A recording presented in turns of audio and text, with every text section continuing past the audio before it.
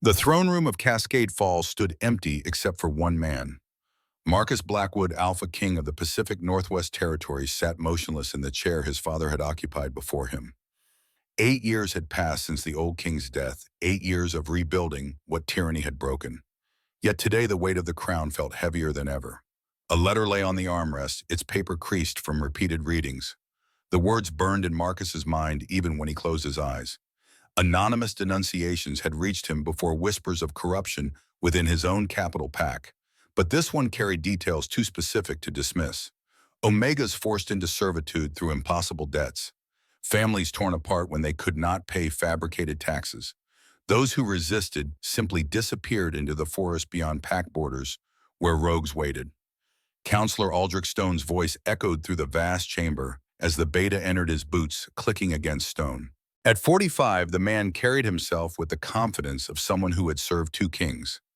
His graying beard was neatly trimmed, his robes expensive enough to suggest comfortable corruption rather than modest service. Marcus held up the letter without speaking. He watched Aldrich's expression carefully as the counselor took it, studied the words, then handed it back with a dismissive shake of his head. The response came smooth as polished glass. More lies from malcontents who refuse to pay their fair share. These denouncers seek to undermine the pack's stability with baseless accusations. I assure you, my lord, the taxes are reasonable and the Omegas are treated with appropriate care. Marcus's voice was quiet, but his steel blue eyes never left Aldrich's face. Define appropriate care for me. They work, they receive food and shelter, they contribute to the pack's prosperity. Aldrich spread his hands in a gesture that might have seemed reasonable to anyone not listening carefully. What more could they ask? Everything Marcus thought. They could ask for everything we owe them as pack members. Dignity, safety, a future that doesn't end in shallow graves beyond the territory line. But he only nodded slowly, folding the letter and tucking it into his tunic. I see. Thank you for your counsel, Aldrich. You may go. The beta bowed and departed, his footsteps fading into silence. Marcus remained seated, his fingers drumming once against the throne's arm. 8 years of ruling had taught him many things, but perhaps the most valuable lesson was this. When a man protested too quickly, too smoothly, he was usually hiding something worth finding. It was time to see the truth for himself. The market square of Cascade Falls bustled with morning activity 2 days later. Merchants arranged their wares, calling out prices for bread and cheese and dried venison. Noble wolves strolled past in fine clothing, their servants trailing behind with baskets. Guards stood at regular intervals, their expressions bored but watchful. And in the corner near the stone well that had served the pack for 3 generations, a line of Omegas waited. Marcus counted 12 of them from his position in the shadows. All thin, all carrying the exhausted slump of people who worked too hard for too little. They stood in silence, eyes downcast, while 2 guards checked names against a leather-bound ledger. The dirt on Marcus's face itched. His finest clothes had been replaced with tattered rags that hung loose on his deliberately hunched frame, disguising the muscle beneath. Most importantly, he had suppressed his alpha aura completely, a feat that required constant concentration and left him feeling strangely hollow. To the wolves who passed him, he was nothing. Less than nothing. Just another vagabond who had wandered too close to civilized territory. The transformation was necessary. If Marcus had arrived as himself as the AlphaKing, every citizen would have presented their best face. The truth would have remained hidden beneath layers of performance and pretense. But as a beggar invisible and beneath notice, he could see what they believed no one important was watching. A young Omega stepped forward when her name was called, hands trembling as she held out a small cloth pouch. The guard emptied it onto his palm, counted the coins with theatrical slowness, then shook his head. 2 silver and 6 copper. That's not 3 silver. The Omega's voice came out barely above a whisper. Please, my child is sick. I had to buy medicine from the healer. I'll have the rest by next week, I swear. The guard's hand shot out, gripping her arm hard enough to make her gasp. The tax is due today. You know the penalty for late payment.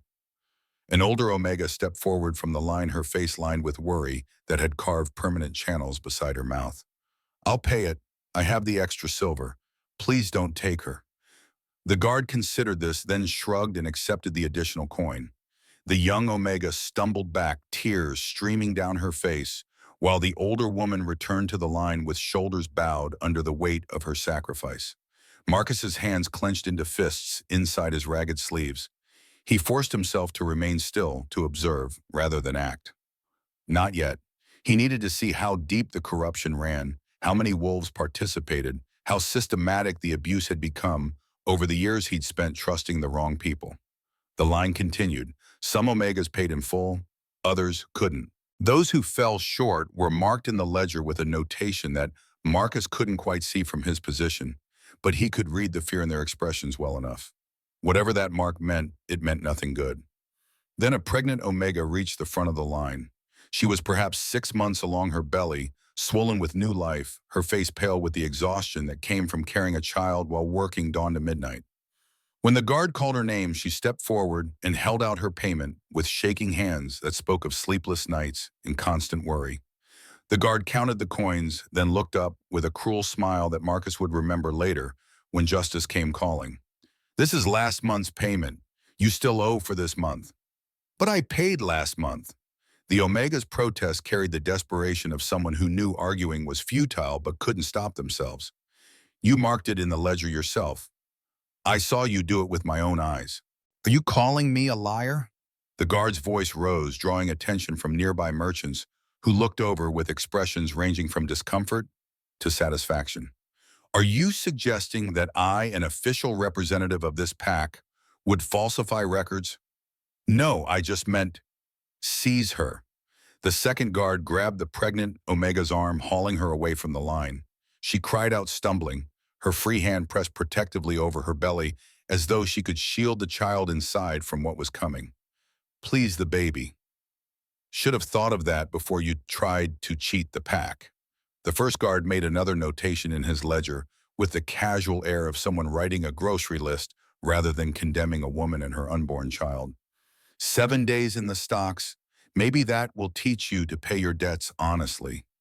The pregnant Omega was dragged away, her sobs echoing across the square. The remaining Omegas in line kept their heads down, too frightened to protest or defend her. Not one of them met the guard's eyes. They knew what happened to wolves who made themselves noticed for the wrong reasons. Marcus watched the faces of the other wolves in the market. Merchants continued their business without pause. Noble wolves looked away, uncomfortable, but unwilling to intervene. A few showed obvious satisfaction, as though the Omega's punishment confirmed their belief in proper social order and the rightness of their elevated position. Not one person spoke up. Not one voice was raised in her defense. The AlphaKing committed every face to memory, the guards who enforced unjust laws with smiles on their faces, the nobles who benefited from Omega exploitation and called it tradition, the merchants who witnessed suffering and chose profit over compassion. All of them complicit in a system that ground the weakest members of his pack into dust, while he sat in his throne room reading letters and trusting counselors who lied with practiced ease. He wanted to shift right there in the square to let his wolf tear through the pretense and show them what an Alpha King's rage looked like when unleashed on those who preyed on the vulnerable. Instead, he shuffled closer to a fruit vendor's stall, playing the part of a beggar, hoping for scraps, or perhaps a bruised apple thrown his way. The vendor saw him and spat. "Get away from here. You're driving off my customers with that stench." Marcus shambled backward, affecting confusion and fear. Another merchant threw a rock that struck his shoulder, not hard enough to truly hurt, but painful in its contempt and casual cruelty. Someone in the crowd muttered just loud enough to be heard, "Filthy vagrant," probably crawled out of the forest with the other rogues. He spent the rest of the day wandering the pack's streets, testing the boundaries of their cruelty with each interaction. Not a single person offered help. Instead, they kicked at him when he sat too close to their shops, cursed him when his presence offended their sensibilities, threw garbage at him for sport, or perhaps just to break up the monotony of their comfortable lives. By the time evening approached, Marcus's understanding was complete. The corruption ran deeper than taxes and falsified ledgers. It had infected the pack's very soul, creating a hierarchy where strength meant everything and weakness deserved only scorn. Where a pregnant Omega could be dragged to public punishment while hundreds watched and no one lifted a finger to stop it. As darkness fell over Cascade Falls, he made his way toward the castle stables. His body was genuinely weary now, the day's humiliations combining with the strain of suppressing his alpha nature for so many hours. He had eaten nothing drunk, nothing maintaining the guise of a starving beggar with uncomfortable authenticity that left his stomach cramping and his mouth dry. The stable wall provided shelter from the wind that had picked up as the sun set. Marcus settled against the rough wood, letting his eyes drift closed. He wasn't truly unconscious, merely conserving energy and waiting for what he hoped would come next. But to anyone passing, he would appear to have collapsed from exhaustion or perhaps hunger. Time passed. The castle grew quiet as servants finished their duties and retired for the night. Marcus's wolf stirred restlessly in his mind, unhappy with the vulnerability of their position, but trusting his human half's plan. They had survived worse than a night against a stable wall. Then he heard footsteps approaching, light and quick but heavy with exhaustion that came through in the slight drag of boots against packed dirt. Marcus kept his breathing slow and even his body slack against the wall. The footsteps stopped near him. A woman's voice murmured with concern that sounded genuine rather than performative. "Oh no, are you hurt?" Marcus didn't respond, maintaining his unconscious act. He heard her move closer, felt her presence as she knelt beside him on the cold ground. Soft hands touched his shoulder, shaking him gently. The touch was careful, concerned rather than afraid or disgusted. "Sir, can you hear me? Please wake up." Marcus let his eyes flutter open, affecting confusion and disorientation. The woman kneeling beside him had chestnut hair that fell in tangled waves around her face, catching the dim light from the stable lanterns. Her green eyes were wide with worry as she studied him, taking in his ragged appearance, with an expression that held compassion rather than contempt. She wore the rough clothing of a servant, stained and threadbare from countless washings. Her hands were red and raw from labor, the skin cracked in places that must have been painful. Despite the late hour and obvious exhaustion written in every line of her thin frame, she had stopped to check on a collapsed stranger rather than hurrying home to whatever rest awaited her. Relief crossed her face when his eyes opened. "You're awake. I thought you might be—" She didn't finish the sentence, but Marcus knew what she had feared, that he was dying, that she had found a corpse rather than a living man who could still be helped. He tried to speak and found his throat genuinely dry from the day without water. The woman seemed to understand. She reached for a leather flask at her belt, uncorking it and holding it to his lips with hands that shook slightly from exhaustion or perhaps the cold. "Drink slowly." The water was lukewarm and slightly stale, but Marcus accepted it gratefully, taking small sips as she directed. When he'd had enough, she pulled back, studying him with those remarkable green eyes that held a depth of understanding beyond her years. "When did you last eat?" Marcus hesitated, then rasped out the prepared lie. "Yesterday." The woman's expression tightened with sympathy that seemed to come from personal experience rather than abstract pity. She glanced around as though checking for witnesses, then reached into her apron and pulled out a small loaf of bread. It was the only food she carried. Marcus could see that clearly. No hidden supplies tucked away, no additional provisions waiting in her pockets. Just one loaf, slightly stale, barely large enough to feed a single person for a day, if rationed carefully.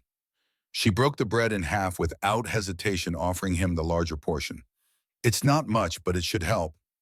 Marcus stared at the bread, then at her face. She was thin, gaunt, even showing clear signs of malnutrition that suggested she knew firsthand what it meant to go hungry. Her clothes hung loose on her frame. The shadows under her eyes spoke of too little sleep, too much work, too many days of going without so that someone else might have enough. And yet she was offering him half her food, the larger half. His wolf surged forward with recognition flaring through his consciousness so powerfully that Marcus nearly lost control of his suppressed aura. Something about this woman called to him on a level deeper than thought, deeper than reason. The scent of her wrapped around him like a physical thing, snow and pine, and something uniquely her own, crisp and clean, and utterly unlike the typical Omega scent of honey and warmth that he'd grown accustomed to over his years as AlphaKing. The words came out before he could stop them. "I can't take this. You need it more than I do."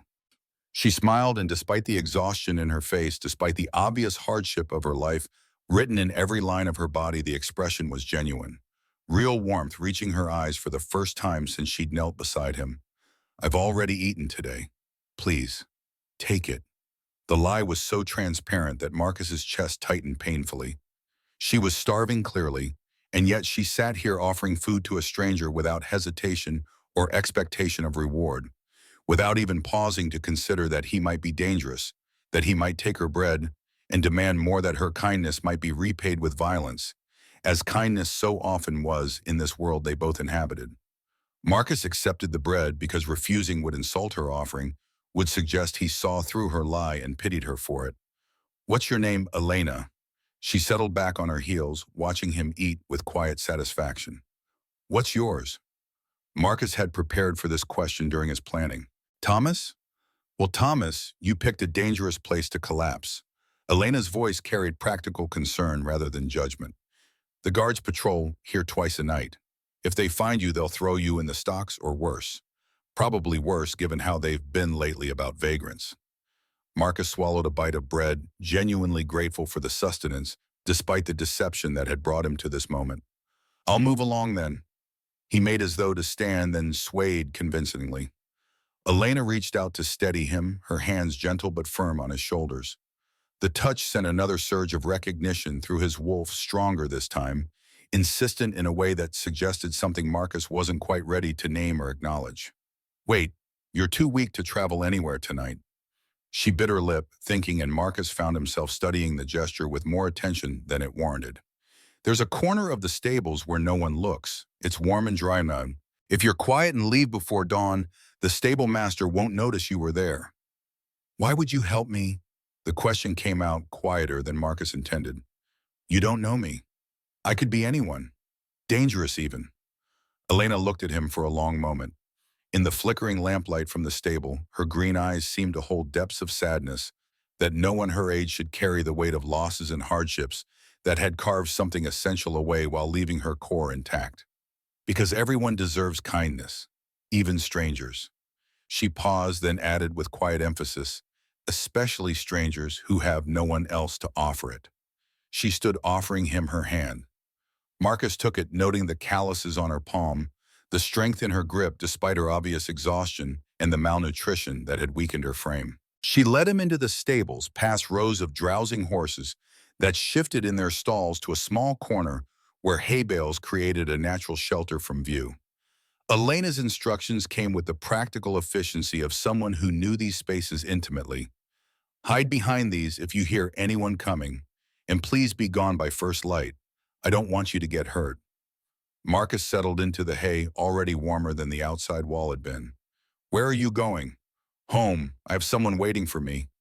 The way she said it, the protective note that entered her voice, told him that someone was important. Family, perhaps. Someone who depended on her the way she clearly depended on no one else in this pack that had failed her so thoroughly. Elena turned to leave, then paused at the edge of the sheltered corner. "Thomas, if you're still here tomorrow night, I'll bring more food. Not much, but something." "You don't have to do that." "I know." She smiled again, that same sad, genuine expression that seemed to cost her nothing and everything simultaneously. "But I will anyway." Then she was gone, her footsteps fading into the night beyond the stable walls. Marcus sat in the hay-scented darkness, the half-loaf of bread still in his hands, his wolf pacing restlessly in his mind, confused by the strength of their reaction to this Omega woman who had appeared out of nowhere to offer kindness to a stranger she believed had nothing. She was nothing like what he had expected to find on this investigation. Not broken despite the clear evidence of her suffering and the systematic abuse she endured daily. Not cruel despite the cruelty surrounding her on all sides. Just quietly, persistently kind in a world that punished kindness and rewarded predation. Marcus thought of the pregnant Omega dragged away to the stocks earlier that day, the guards falsifying records with practiced ease. Aldrich's smooth lies delivered without hesitation or visible guilt. The system of corruption that had infected his pack like rot in timber, spreading unseen until the whole structure was compromised and dangerous. And he thought of Elena dividing her last food with a stranger and expecting nothing in return except perhaps the satisfaction of knowing she had helped someone who needed it. Tomorrow he would continue his investigation. He would gather more evidence, learn more names, understand the full extent of the betrayal that had flourished under his negligent watch. But tonight, sitting in a stable corner with the gift of a kind Omega's compassion, warming him from the inside, Marcus made a silent vow that would shape everything to come. He would fix this. All of it. No matter what it cost him personally or politically. No matter which noble families objected or which counselors resigned in protest. The systematic abuse would end, the corruption would be rooted out, and justice would come for everyone who had participated in grinding vulnerable wolves into dust while telling themselves it was tradition or necessity or simply the natural order of things. And somehow he would find a way to repay Elena for the bread she could not afford to share, but shared anyway without hesitation or expectation of reward. 3 days passed in a strange rhythm of deception and discovery. During daylight hours, Marcus played his role with the dedication of a method actor preparing for the performance of a lifetime. He shambled through the packed streets with hunched shoulders and vacant expression, a mute beggar too broken to even speak. The silence served him well. People talked freely around those they considered beneath notice, and Marcus heard things no AlphaKing was meant to hear. On the second day, he followed a group of guards to a warehouse near the docks, where the morning catch came in from the river. Through a broken slat in the wooden wall, he watched them divide silver coins into 3 piles with the casual efficiency of long practice. 2 guards took 1 pile each, pocketing the money with jokes about what they'd spend it on. The third largest pile was placed in a locked chest marked with Aldrich's personal seal, a raven clutching a sword in its talons. Marcus pulled out the small camera he'd hidden in his ragged coat, photographing the chest and the guards with careful precision. The technology was advanced enough to be nearly silent, and the guards were too focused on their division of spoils to notice the soft click of the shutter. One of the guards spoke as he counted his share. "How many Omegas this month?"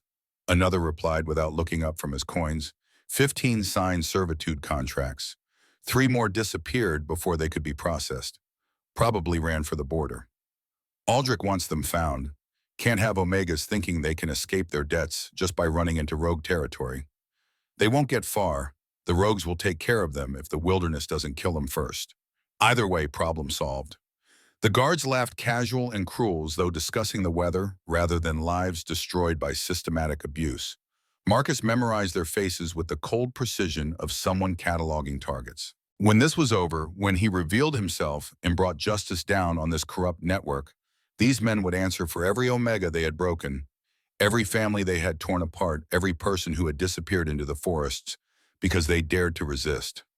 On the third day, he witnessed a young Omega woman dragged from her home on the eastern edge of packed territory. She clutched a small child to her chest, screaming that she had paid, that the ledger was wrong, that she had witnesses who could testify to her payments. The guards didn't care about her protests or her witnesses. They tore the child from her arms with mechanical efficiency, gave it to a neighbor who looked away rather than meet anyone's eyes, and hauled the woman toward the center of town while her baby wailed. Marcus's hands shook with the effort of maintaining his disguise. His wolf raged inside, demanding he shift, demanding he tear apart anyone who would separate a mother from her child for the crime of existing while vulnerable. But revealing himself now would only alert Aldrich to the depth of Marcus's knowledge. The counselor would destroy evidence, silence witnesses, and the corruption would continue under a more careful guise that might take years to uncover again. So Marcus waited, watched, remembered every detail with the kind of focused attention that would later fuel the trials and investigations to come. But the nights were different in ways that surprised him. Each evening as darkness fell and the castle grew quiet, Elena came to the stables. She always carried food, never much, just scraps she had saved from her own meager portions. Stale bread, wrinkled vegetables, once a small piece of cheese that she divided carefully, giving him the larger half with an apologetic smile. They talked in whispers, careful not to draw attention from any guards who might pass by on patrol. Marcus learned her story in pieces, fragments offered tentatively, as though she wasn't sure he could be trusted with the full truth, but couldn't help sharing anyway. On the first night of their conversations, Elena settled beside him in the hay, with obvious exhaustion weighing down every movement. "You're still here." Marcus kept his voice hoarse, the rasp of a man unused to speaking. "You told me I could stay. I wasn't sure you meant it. Most people leave before dawn. They don't want to risk the stable master's temper." She handed him a turnip and half a carrot, both slightly withered but still edible. "He's not a kind man when he finds vagrants in his stables." "I have nowhere else to go." It wasn't entirely a lie. As Thomas the Beggar, he truly had no other shelter available. Elena accepted this with a solemn nod, as though she understood homelessness in a way most people never would, the kind of understanding that came from living constantly on the edge of having nothing at all. What's your story? Her question came quietly, almost tentative. If you want to tell it, I mean. You don't have to. Marcus had prepared a background for his character during his planning phase. I'm from the Eastern Territories near the mountains. Had a small farm once. Drought took the crops 3 years running. Couldn't pay the landlord. Lost everything when he foreclosed and sold the land to a developer. Elena's voice held genuine sympathy rather than the performative kind people offered when they wanted credit for caring. I'm sorry, it's not fair, is it? How easy it is to lose everything and how hard to build it back even when you work yourself to death trying. No, it's not fair at all. They sat in companionable silence for a while, the kind of quiet that felt comfortable rather than awkward. Then Elena spoke again, her voice softer now, almost dreamlike in its quality. I have a brother, Ethan. He's 16. She paused as though deciding whether to continue or keep this part of herself private. He was born without a wolf. Some shifters, or sometimes. Just one of those things that happens genetically, maybe 1 in 500 births. Marcus knew this, of course. Genetic anomalies occurred throughout the shifter population. Most packs cared for these individuals, recognizing that their inability to shift didn't diminish their worth as people or pack members. But some packs, particularly those where corruption had rotted the leadership from within, saw them as burdens to be tolerated at best and eliminated at worst. Elena continued, pain evident in her careful words. The pack treats him as defective.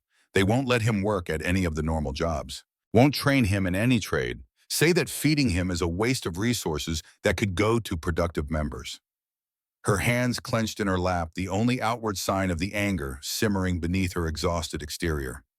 But he's smart, so smart it sometimes frightens me. He taught himself to read from old books we found in a trash heap behind the library. He knows more about pack history and shifter lore than most of the elders who've spent decades studying it. He just needs someone to give him a chance to prove his worth. Marcus felt admiration surge through him at the fierce protectiveness in her voice. And you work to support both of you. I do what I have to do. Elena's voice held quiet determination that suggested she would walk through fire if that's what keeping her brother safe required. Someday I'll have saved enough. We'll leave this place. Find a pack that judges people by their character instead of their ability to shift or fight or dominate others. Ethan will have a rural life with opportunities that aren't closed to him before he even tries. That's all I want. That and enough food that we're not constantly hungry. The fierce protectiveness in her voice made Marcus's wolf stir with admiration that felt almost like recognition. Here was an Omega who would fight heaven itself for those she loved, who sacrificed her own well-being without hesitation or complaint, because family meant more than personal comfort or safety. Marcus found himself saying quietly, meaning it more than she could possibly know, "That's a good dream worth fighting for." Elena smiled, tired but genuine. It keeps me going when everything else feels impossible. She left soon after, promising to return the next evening. Marcus sat alone in the darkness, thinking about a young Omega with impossible dreams, and the brother she refused to abandon, no matter how much easier her life would be without him. On the second night, Elena arrived carrying only a crust of bread, her expression apologetic. I'm sorry, the laundry mistress docked my pay again for supposedly ruining one of the nobleman's shirts even though the stain was set before I received it. This is all I have. Marcus protested immediately. Then you should keep it. You need it more than I do. We share or neither of us eats. Her tone brooked no argument, carrying the kind of absolute certainty that suggested this was a moral principle she would not compromise on. Those are the rules. Marcus accepted his portion because refusing would hurt her, would suggest her offering wasn't enough or wasn't wanted. They ate slowly, making the bread last as long as possible, chewing each bite thoroughly to extract every bit of nutrition and taste. Tell me something, Elena said after they had finished their meager meal. Something about your life before the farm failed. Something happy that doesn't hurt to remember. It was a strange request, but Marcus understood it immediately. She wanted escape, even if only through stories, even if only for a few minutes before she had to return to the grinding reality of her existence. So he told her about the Eastern Territories he supposedly came from, inventing details about harvest festivals and community celebrations, about neighbors who helped each other raise barns and bring in crops, about children who played in fields of wildflowers while their parents worked nearby. He described a ridiculous incident involving a runaway pig and a pompous merchant who'd been setting up his display of fine glassware at the autumn market. The pig had crashed through the stall, sending glass flying in every direction, while the merchant chased after it with his expensive coat flapping behind him and the whole village watching in stunned silence before erupting into laughter. Elena laughed at the story, actually laughed, the sound clear and bright and surprised by her own joy. The laugh went through Marcus like lightning, his wolf surging forward with recognition, flaring so powerfully that he nearly lost control of his suppressed aura. That laugh, that genuine moment of happiness, despite her suffering, called to something fundamental in his nature that he had spent 32 years not understanding or acknowledging. And her scent tonight seemed stronger, more present. Snow and pine, crisp and clean.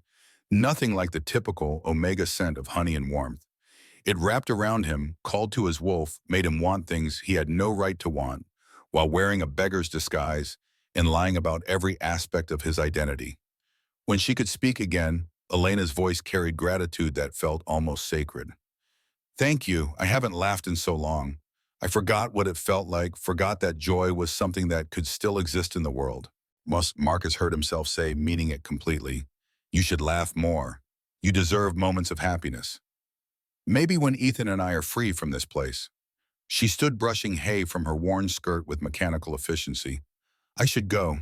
But Thomas, thank you for the stories, for making things feel less heavy, even just for a moment." She left and Marcus sat in the darkness with his wolf pressing insistently against his consciousness, recognizing something his human half didn't fully understand yet. Something was building between them, something his wolf knew, even if Marcus himself didn't have words for it yet. The fourth day shattered any pretense of normalcy or gradual escalation.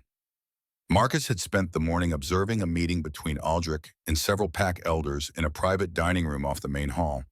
He'd positioned himself outside the window, appearing to search through garbage, while actually listening intently to every word spoken inside. They discussed expanding the debt servitude program to include not just Omegas, but any shifter deemed economically unproductive. The casual way they planned to enslave their own people made Marcus's blood boil, but he forced himself to remain still and document everything with his hidden camera and voice recorder.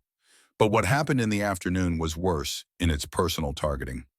Marcus had positioned himself near the castle kitchen, pretending to search for scraps in the waste pile, while actually observing the servants at work. Through the open door, he could see Elena scrubbing a large cauldron, her arms deep in soapy water, her movements mechanical with exhaustion. Then Aldrich entered the kitchen with the proprietary confidence of someone who owned everything he surveyed. The beta moved through the kitchen with practiced authority, inspecting food stores and questioning servants about their work. When he reached Elena, he stopped studying her with an expression Marcus couldn't quite read from his position outside. "You, what's your name?" Elena kept her eyes down, her posture submissive in the way Omegas learned to adopt around dominant wolves who might punish perceived disrespect. "Elena, my lord." "Elena, the Omega with the defective brother." Aldrich's lip curled with distaste. "I've been reviewing accounts. There's a discrepancy in the kitchen stores. 2 loaves of bread are missing from yesterday's count." The head cook, an older woman with flour dusting her apron and gray hair pulled back in a severe bun, spoke up quickly. "My lord, I may have miscounted during inventory." Aldrich's command cut through the room like a blade. "Silence! I'm addressing the Omega, not you." Elena's face had gone pale, her hand still gripping the edge of the cauldron, as though it was the only thing keeping her upright. "My lord, I haven't taken anything. I swear it on my brother's life. Guards found breadcrumbs in the servants' quarters, in the area where you sleep." Aldrich pulled a small cloth from his robes, letting it fall open to reveal crumbs that could have come from anywhere. "Do you deny this evidence?" It was a setup. Marcus could see that clearly from his position outside. The crumbs were probably from Elena's own meager rations or planted by someone following Aldrich's orders. But in a pack where Omegas had no rights and no voice, where their word meant nothing against official accusations, evidence didn't matter. Only power mattered, and Elena had none. I didn't steal anything, my lord. Please. Her voice shook with fear that came from knowing exactly how powerless she was. Those crumbs are from the bread I earned washing clothes. The laundry mistress can confirm I received payment. Aldrich's voice rose, carrying to every corner of the kitchen, ensuring everyone heard the accusation and the punishment to come. The laundry mistress reports that you've been taking food meant for the pack's working members and giving it to worthless vagrants who produce nothing. You steal from those who contribute to pack prosperity to feed strays who should be driven from our territory. Elena's eyes widened with realization and horror. Someone had seen her feeding Thomas. Someone had reported it to Aldrich, either out of loyalty to the beta or perhaps hoping for reward. My lord, I only gave away food that was mine to give. I earned it through my work. It was my property to share. Your work barely covers your own keep, let alone feeding strays. Aldrich stepped closer, looming over her with the kind of physical intimidation that didn't require touching to be violent. You're a drain on pack resources, Omega. You and your broken brother both. The only reason you're tolerated at all is because you're marginally useful as cheap labor that doesn't complain. Elena sank to her knees and Marcus saw her hands trembling as she pressed them against the floor. Please, my lord, I'll work harder. I'll take on more duties. I'll do anything, just don't. Your monthly debt payment is hereby doubled. Aldrich announced it like a judge pronouncing sentence. 4 silver coins per month, starting immediately. If you cannot pay, you and your brother will be expelled from pack territory within 3 days. 4 silver coins. An impossible sum that might as well have been 400. Elena made perhaps 2 copper coins a week if she was lucky, and the people she worked for didn't find excuses to dock her pay. Even working herself to death, even taking on every available job and sleeping only a few hours each night, she couldn't earn 4 silver in a month. It would take her a year of perfect conditions to accumulate that much. It was a death sentence disguised as a debt, and everyone in the kitchen knew it. My lord, please. Elena's voice broke on the words, desperation bleeding through. My brother can't survive outside pack territory. He has no wolf to protect himself. The rogues will kill him within days. Please, there must be another way, some other punishment. Then you'll work harder and find a way to pay. Aldrich's voice was cold, final, the tone of someone who had made his decision and would not be swayed by pleading or reason. Or you'll both learn what happens to those who steal from the pack and feed vagrants instead of contributing to our prosperity. He turned and swept from the kitchen, leaving Elena kneeling on the floor, shaking silently with sobs she tried to muffle. The other servants quickly returned to their work, eyes averted, unwilling to offer comfort or support. They were all too afraid of drawing Aldrich's attention to themselves, too aware that speaking in her defense might result in their own debt being increased or their own families being threatened. No one helped her. No one spoke. They simply pretended she didn't exist while she struggled to her feet and returned to scrubbing the cauldron with tears streaming down her face. Marcus stood frozen outside the kitchen window, his entire body rigid with barely controlled rage. His wolf was howling inside, demanding he shift, demanding he tear Aldrich apart right there in the castle halls, regardless of the consequences. Only years of discipline and training kept him from revealing himself immediately. Not yet, just a little longer. Gather the evidence. Build the case with documentation that couldn't be dismissed or explained away. Then justice would come for all of them, swift and unavoidable. But watching Elena struggle to her feet, watching her return to work with tears streaming down her face and her hands shaking so badly she could barely hold the scrub brush, Marcus wondered how much longer he could maintain the deception. How much more suffering he could witness before the cost of waiting became too high. That night, Elena came to the stables late, long after her usual time. Marcus heard her footsteps approaching, heard the way she tried to muffle her sobs as though even her grief had to be contained and hidden from the world. She collapsed in the hay beside him without speaking, her whole body shaking with silent tears. Marcus didn't know what to say, how to comfort her without breaking character or revealing that he'd witnessed her humiliation earlier that day. So he did the only thing he could think of that felt honest despite all his lies. He shifted closer, offering his presence as shelter.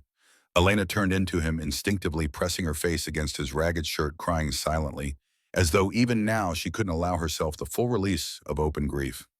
Her hands clutched at the fabric, holding on, as though he were the only stable thing in a world that had turned completely cruel. Finally, after what felt like hours but was probably only minutes, she whispered, "I don't know what to do. I can't earn 4 silver in 3 days. Can't even earn it in 3 months working every job available. But if we leave, if we go beyond pack borders, Ethan will die. He can't defend himself. The rogues will tear him apart, and I won't be able to stop them." Marcus wrapped one arm carefully around her shoulders, the gesture feeling both natural and terrifying. "We'll find a way." The words were inadequate, hollow comfort that solved nothing, but they were all he could offer without revealing himself. "There is no way." Elena's voice was hollow, emptied of hope. "This is how it ends. I've always known it would end like this eventually. I just hoped we'd have more time. A few more months, maybe a year if we were lucky." She cried until she had no tears left, until exhaustion claimed her completely, and her breathing gradually slowed and deepened. Her body went slack against his, sleep taking her despite the cold and the hay, and the fear that must have been eating her alive from the inside. Marcus held her as she slept, feeling her heartbeat against his chest, breathing in that unique scent of snow and pine that marked her as different from every other Omega he had ever known. His wolf pressed forward, protective and possessive in equal measure, whispering words that Marcus wasn't ready to acknowledge. "Mine. Ours to protect. Ours to keep safe." Tomorrow, Marcus decided as he sat in the darkness, holding an exhausted Omega who had shown him more genuine kindness than anyone in years. Tomorrow he would end this charade. Tomorrow he would reveal himself and bring justice down on Aldrich and every corrupt guard, every complicit elder, every merchant who had profited from Omega exploitation while telling themselves it was simply business or tradition. But tonight he held Elena while she slept, made a silent promise that would shape everything to come. He would save her. He would save her brother. And he would make certain that no one in his pack ever suffered like this again, regardless of which noble families objected, or which counselors resigned in protest, or which traditions had to be burned to ash. Whatever it took. Dawn broke cold over the stable where Marcus had spent his 4th night as a beggar. He hadn't slept. Elena had left hours ago, her eyes still red from crying, her steps heavy with hopelessness, as she trudged back to the cabin she shared with Ethan. She believed she had 3 days left. 3 days before she and her brother would be cast out to die beyond pack borders, where rogues hunted anything weak enough to fall. Marcus couldn't let that happen. He was preparing to abandon his hiding spot when he heard footsteps approaching, slow and deliberate, accompanied by the tap of a walking stick against stone. The scent reached him before the person did. Herbs and age and something indefinably wise that spoke of decades spent healing the sick and comforting the dying. An old woman appeared in the doorway of his corner shelter. Gray hair bound in a neat braid, weathered face sharp with intelligence that hadn't dulled despite her obvious years. She wore simple healer's robes and her pale blue eyes fixed on Marcus with unsettling accuracy. "You can stop pretending now, my lord. There's no one here but us." Marcus went very still. His hand moved instinctively toward the concealed blade at his belt, but the woman made no threatening moves. She simply stood there waiting with the patience of someone who had learned long ago that rushing accomplished nothing.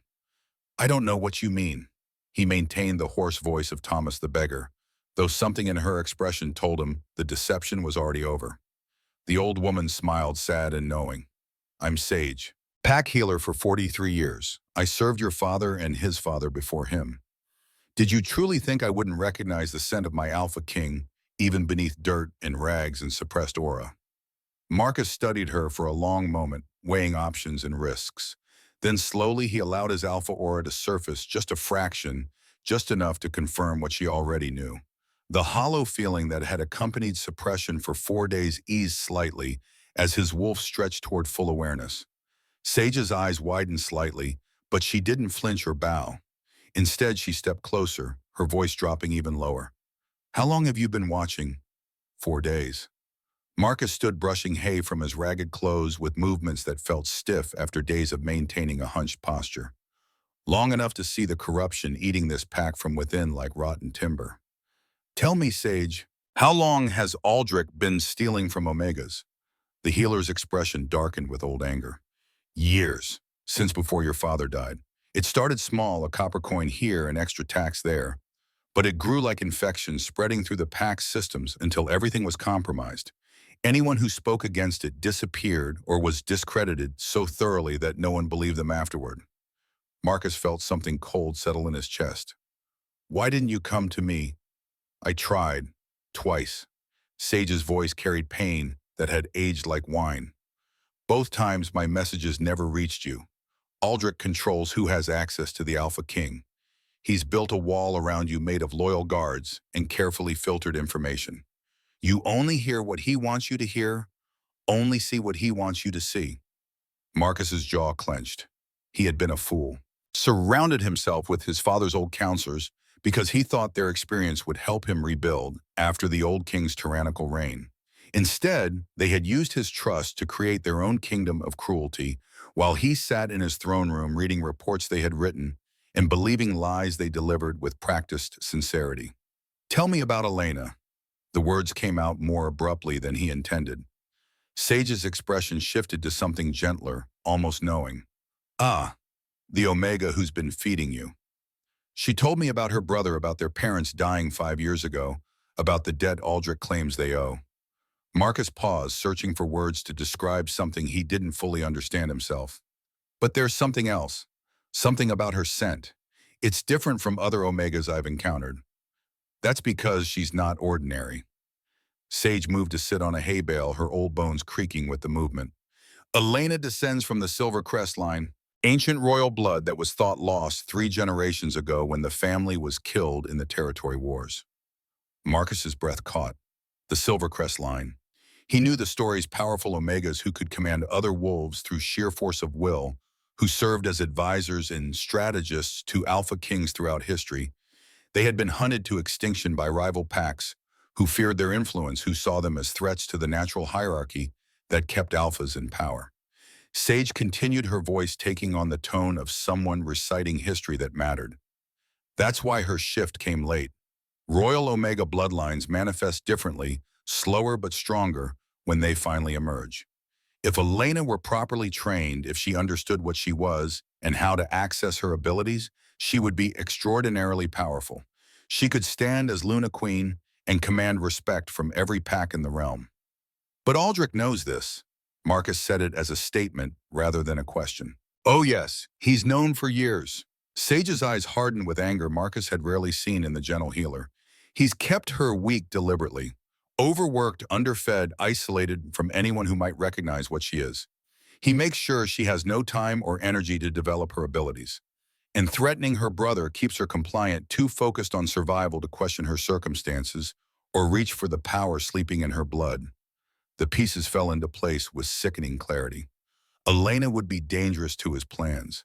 A Royal Omega at the Alpha King's side would have the authority to investigate pack finances, to question his decisions, to rally other wolves against corruption.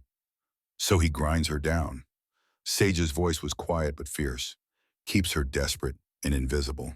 And now that you've appeared, now that there's a chance you might notice her, despite his efforts to keep her hidden, he's manufactured an excuse to expel her before she can become a threat to everything he's built.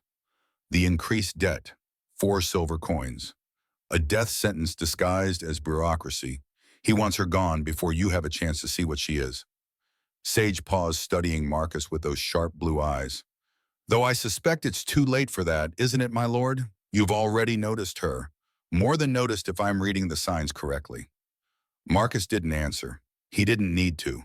His wolf's reaction to Elena had been impossible to hide from someone as observant as Sage, someone who had spent 4 decades reading the subtle signs of mate bonds forming and pack dynamics shifting.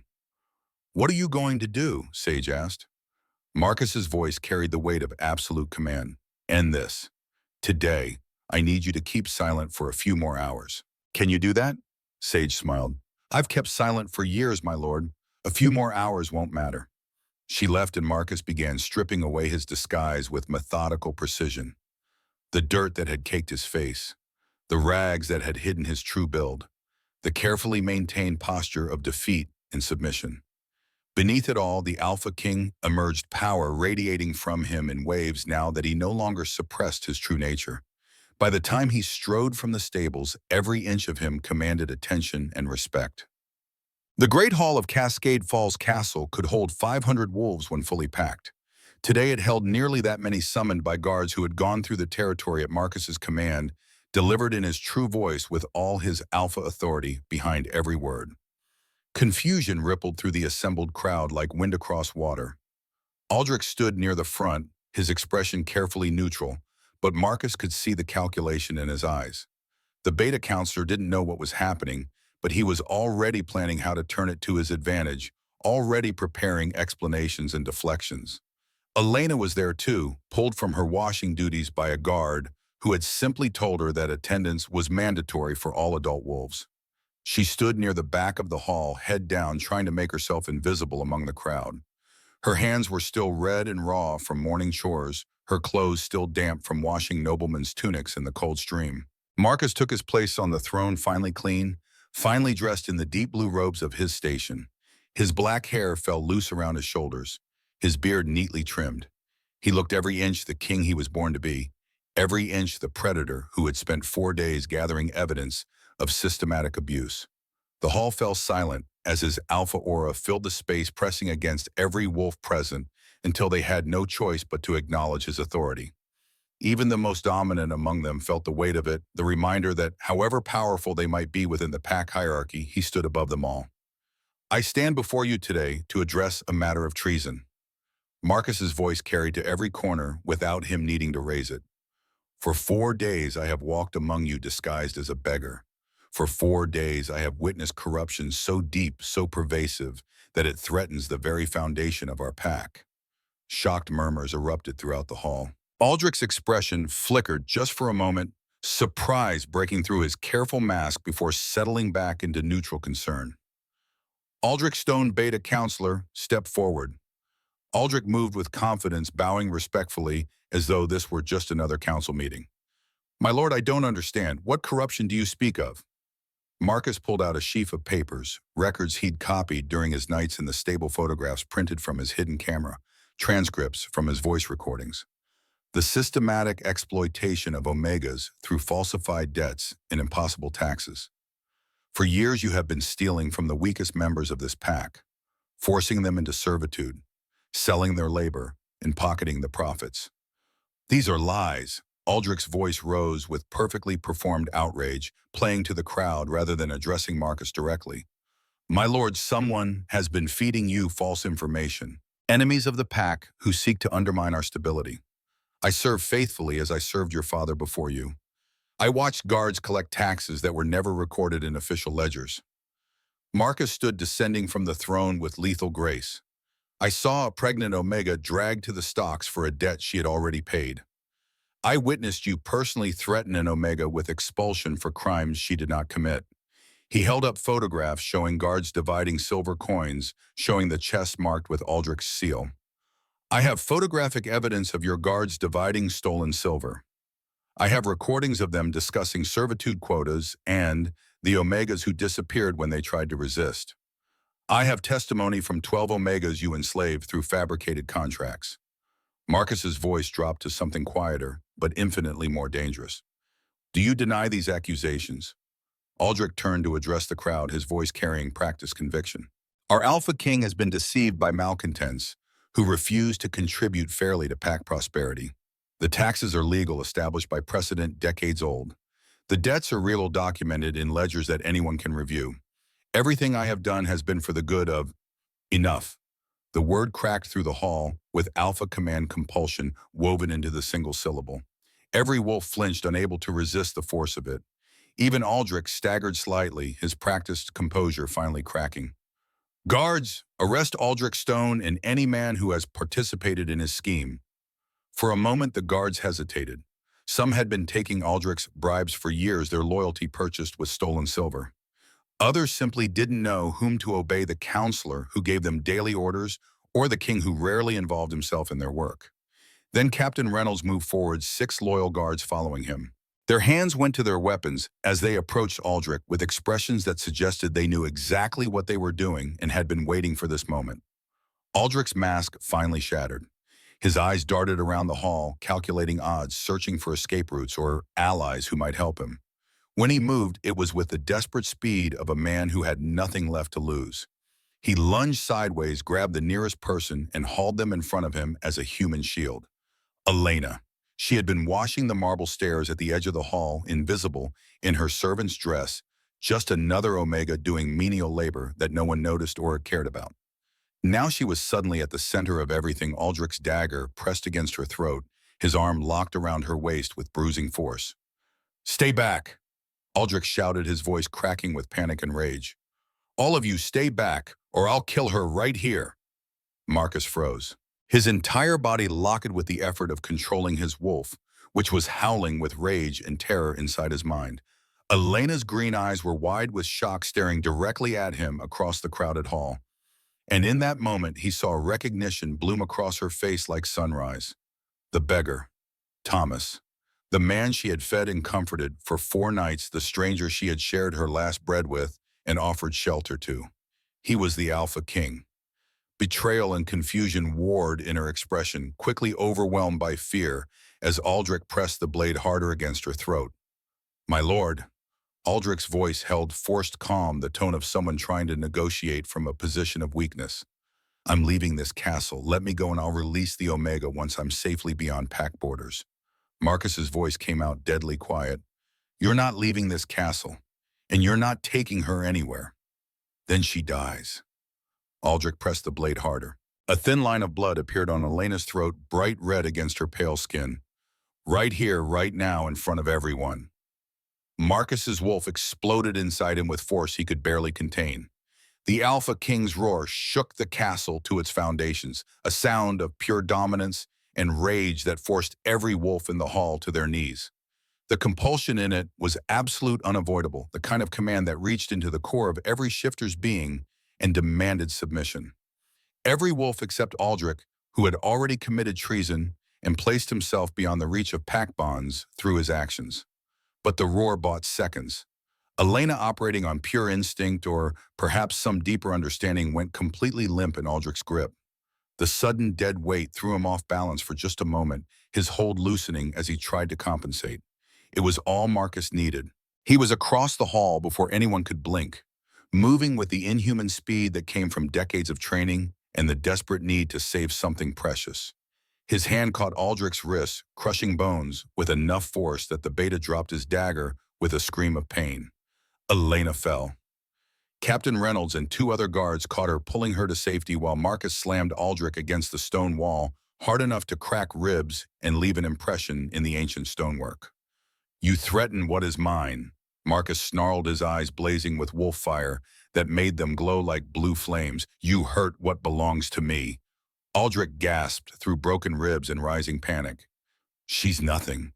Just an Omega, just another—" Marcus's fist connected with his jaw, and Aldrich went limp unconscious before he hit the floor. The hall was silent except for harsh breathing. Every wolf stared at their AlphaKing standing over the unconscious body of his traitorous counselor, with blood on his knuckles and murder in his eyes. They had never seen him like this, never witnessed the full extent of his rage when something he cared about was threatened. Marcus commanded without looking away from Aldrich's crumpled form. "Take him to the dungeons and arrest every guard who participated in his schemes, every elder who knew and said nothing, every merchant who benefited from Omega exploitation while pretending not to notice the suffering around them. I want names, I want records, and I want justice." So, guards scrambled to obey, dragging Aldrich's unconscious body from the hall. The crowd began to disperse, shocked and frightened by what they had witnessed, uncertain what this meant for the pack's future. But Marcus's attention was no longer on them. He turned to where Elena stood, supported by guards, one hand pressed to her bleeding throat. Their eyes met across the hall. She looked terrified, not of Aldrich now, but of him, of the king she hadn't known existed, of the beggar who had been a lie from the very first moment. Marcus took a step toward her, his voice softening. "Elena." She flinched back, and something in his chest cracked with an almost physical pain. "I need to speak with you. Please, let me explain." Elena stared at him for a long moment. Then very quietly, she whispered 4 words that cut deeper than any blade. "You lied to me." Before he could respond, before he could find words to bridge the chasm that had opened between them, she turned and ran from the hall. Her footsteps echoed on the stone floor, fading into the maze of corridors beyond.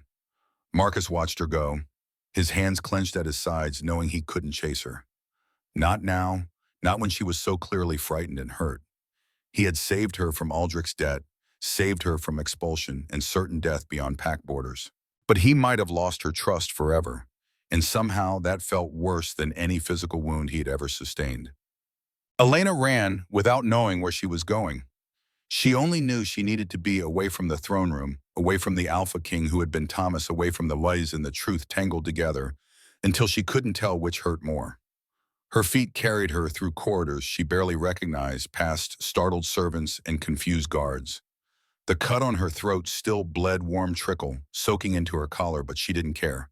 Physical pain was nothing compared to the betrayal burning in her chest like acid. He had lied. For 4 nights she had opened her heart to a beggar, shared her fears and dreams with someone she thought understood what it meant to be powerless.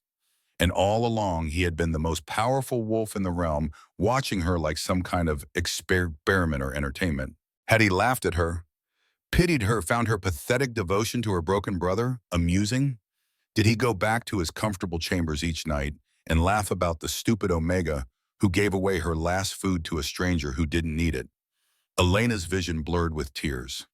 She turned a corner and found herself in an empty corridor lined with tapestries depicting historical battles and territorial acquisitions. A window at the far end showed the castle gates, freedom.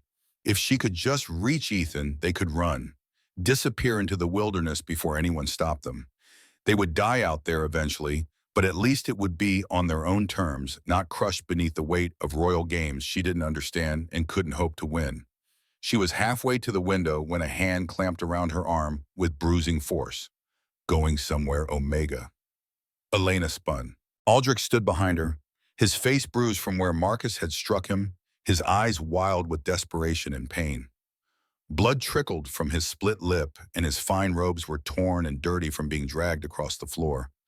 "How did you—" Elena tried to pull away. "The guards were taking you to the dungeons. Some guards are still loyal to those who pay well." Aldrich's grip tightened painfully, fingers digging into her arm hard enough to leave marks. "And I've been paying very well for years, building networks of obligation and debt that run deeper than the AlphaKing's authority." He dragged her toward a side door Elena hadn't noticed hidden behind one of the tapestries. She struggled, trying to shift, trying to find her wolf, but panic scattered her focus. The transformation wouldn't come, fear locking her into human form. "Stop fighting," Aldrich hissed. "You're coming with me. You're the only leverage I have left." The side door opened onto a servant's stairway that led down to the castle's lower levels. Aldrich hauled Elena down the steps, moving with the frantic energy of a man who had nothing left to lose and everything to fear. "Where are you taking me?" Elena gasped. "Out! Away! Anywhere the AlphaKing can't follow." Aldrich's laugh was bitter and broken. "Did you know, little Omega, that you're royalty, that you descend from a bloodline so ancient and powerful that an alpha who bound himself to you could claim legitimacy over every pack in the realm?" Elena stared at him, certain he had lost his mind. "I'm a washerwoman. I'm nobody. You're a Silvercrest." Aldrich shoved her through another door, and suddenly they were outside in the castle's outer courtyard. "Your grandmother was the last of the line. She went into hiding after the territory wars, changed her name, bore children who never knew what they were. Your father never knew. But I discovered the truth years ago when I was researching noble bloodlines for leverage." They were moving toward the gates now. Lena could see freedom beyond them, the forest that surrounded the capital pack's territory. But she couldn't run, not without Ethan. She would never leave her brother behind. "My brother," she pleaded, desperation making her voice crack. "Please let me get my brother first." Aldrich pulled a knife from his belt, pressing it against her ribs with enough force to make her gasp. "Your brother is leverage for later. Right now you're going to walk calmly through these gates with me. One wrong move, one sound, and I'll gut you where you stand." Elena's mind raced, searching for options and finding none. She was weak from years of malnutrition, untrained in combat, barely able to shift even when calm. Against Aldrich's experience and desperate strength, she had no chance of fighting her way free. They were 10 steps from the gate when she heard a howl that shook the very air, so full of rage and dominance that every wolf in hearing distance would feel it in their bones like an earthquake. Elena's own wolf stirred in response, recognizing something fundamental in that sound, something that called to the deepest part of her nature. Aldrich stumbled, looking back toward the castle with fear finally breaking through his facade of control. Marcus stood on the ramparts above, his blue eyes blazing with wolf fire, visible even from this distance. Even without shifting, Elena could feel his fury through the air itself, his absolute refusal to let Aldrich escape with what he considered his. "You think you can stop me?" Aldrich shouted up at him, voice cracking with hysteria. "I'll kill her. I swear I'll—" Marcus's voice came from everywhere and nowhere, carrying on the wind with impossible clarity. "You'll die first." Then he was moving, leaping from the ramparts with grace that shouldn't have been possible. He landed in a crouch between Aldrich and the gate, blocking their escape with the kind of predatory stillness that made prey animals freeze in terror. Elena saw for the first time what an Alpha King truly was when he stopped pretending to be civilized. Power radiated from Marcus in waves that made the air shimmer and twist. His aura, no longer suppressed or controlled, pressed against her consciousness with overwhelming force. This wasn't the gentle beggar who had accepted half a loaf of bread. This was a predator, ancient and deadly, who could tear apart armies with his bare hands and had chosen mercy only because it served his purposes. "Let her go." Marcus's voice was quiet, but it carried the weight of absolute command. Aldrich laughed wildly. "So you can throw me in the dungeons, so I can rot while you parade your new Omega prize around court like a trophy." His grip on Elena tightened. "I had plans. I was going to marry her to Lord Fenwick's son, use her bloodline to create a new royal house. We could have overthrown, you claimed the throne through legitimate succession. You were going to enslave her." Marcus took a step forward, every movement controlled and purposeful. "Force her into a bond she didn't want. Use her like a piece on a game board." "She's an Omega?" The words came out as a snarl. "That's what they're for." The words were barely out of Aldrich's mouth before Marcus moved. But this time Aldrich was ready. He grabbed Elena, spinning her in front of him, knife pressed hard enough against her throat that she felt the blade bite into skin. "Shift and she dies," Aldrich screamed. "I'll cut her throat before you take a second step." Marcus froze. Elena could see the conflict in his face, the war between his wolf's instinct to attack and his need to keep her safe. The tension in his body spoke of violence barely restrained. Then his voice came carrying across the courtyard with eerie calm. "Elena, do you trust me?" She should say no. Should hate him for lying, for using her, for being everything she could never be. But when she looked into those blue eyes, she saw the beggar who had listened to her dreams without judgment, who had made her laugh for the first time in years, who had held her while she cried and promised they would find a way. "Yes," she whispered. "Then shift. Let your wolf out. I know you're scared, but I'll be right here. I won't let anything happen to you." Aldrich snarled against her ear. "She can't shift. She's too weak, too broken." Marcus's voice carried gentle command woven through with alpha authority. "Shift, Elena." Elena felt her wolf respond, pushing toward the surface with desperate eagerness. It had been suppressed for so long, locked away by fear and exhaustion and the constant grind of survival. Now it wanted out with force that bordered on violence. The transformation began, and it was agony unlike anything she'd experienced. Her body fought the change bones, trying to reshape while muscles tore and raw knitted. She screamed, the sound turning into a howl as her vocal cords changed. Aldrich tried to hold on, but a partially shifted Omega was stronger than a human. Elena felt her jaw elongate, felt teeth sharpen into fangs. Instinct took over where training should have been. She twisted in his grip, sank new fangs into Aldrich's wrist with all the force she could muster. He shrieked, releasing her. Elena fell forward onto hands that were becoming paws. Her body caught between forms neither human nor wolf, but something in between that felt wrong and painful and necessary all at once. Then Marcus was there. He shifted mid-leap, his human form dissolving into something magnificent and terrifying. The black wolf that landed beside Elena was enormous, easily twice the size of any normal wolf. His fur seemed to absorb light, and his eyes burned with blue fire that made him look almost supernatural. Aldrich tried to run. Marcus's jaws closed on his shoulder, dragging him down to the courtyard stones. The beta screamed, thrashing, but he was no match for an Alpha King in full fury, driven by protective instinct and righteous anger. The battle was brief and brutal. Marcus fought with controlled violence, each bite and slash calculated to disable rather than kill. When Aldrich finally stopped struggling, blood soaking into the courtyard stones, Marcus released him and stepped back. Guards poured from the castle surrounding Aldrich's broken form, with weapons drawn and expressions that suggested they knew they'd chosen the right side of this conflict. Marcus's voice came human, though his body was still wolf. The ability to speak while shifted marked him as royalty beyond question. Take him to the dungeons. This time use chains. And guards I trust personally. The soldiers dragged Aldrich away, his screams of pain and rage fading into the distance. Then Marcus turned to Elena. She was still caught between forms, trembling violently. Her body didn't know how to complete the shift or reverse it. She could feel her wolf panicking, trapped halfway between worlds, causing excruciating pain that threatened to tear her apart. Marcus approached slowly, making himself small and non-threatening despite his massive size. He pressed his muzzle against her half-formed face, breathing softly, projecting calm with every fiber of his being. Elena whimpered, fear and pain overwhelming her. His voice rumbled through a bond she hadn't known existed, something forming between them that felt both terrifying and necessary. I've got you. You're safe now. Let go. Let your wolf retreat. I'll catch you when you fall. Elena didn't know how to do what he asked, but his presence helped his alpha authority, guiding her stumbling instincts like a lighthouse in a storm. Slowly, painfully, her body began to shift back. Fur receded, bones reformed, until she collapsed in human form on the cold stone.